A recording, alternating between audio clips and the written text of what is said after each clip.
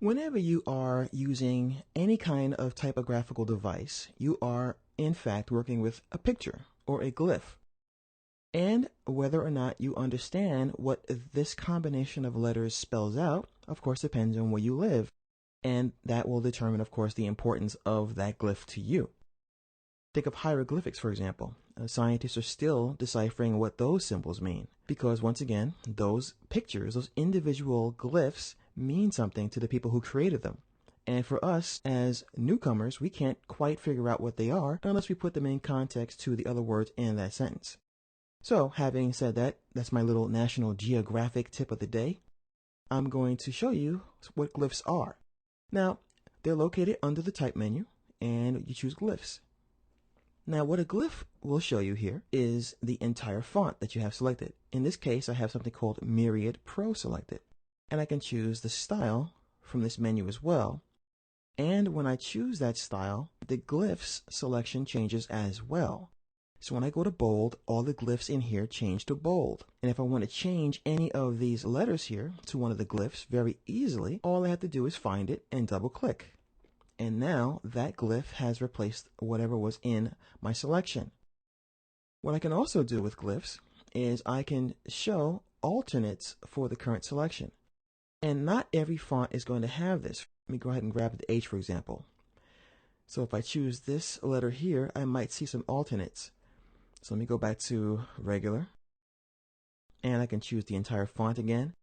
A lot of the fonts that you see with the word Pro are going to have some alternates available to you. And not all the fonts are going to have that option. So I'll choose Garamond here. And as you see, the glyphs changed, and I can see what alternates are available for that current selection, if there are any, in fact. And I go back to the entire font. Now let me show you a really great reason to use glyphs. And that is when it comes to dealing with the web dings that everyone uses.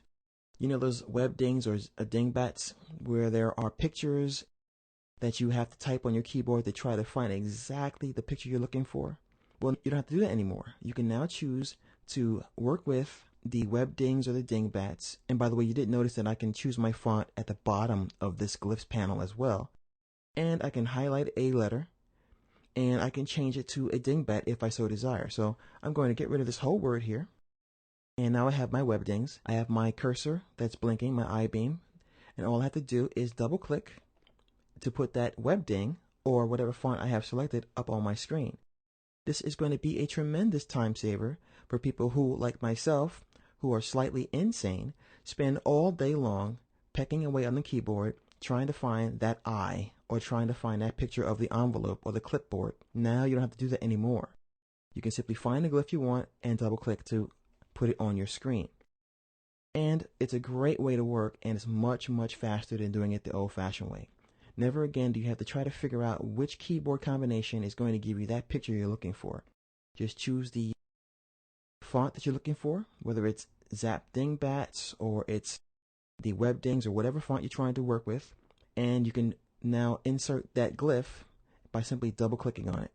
So once again, the glyph panel is located under the type menu for glyphs.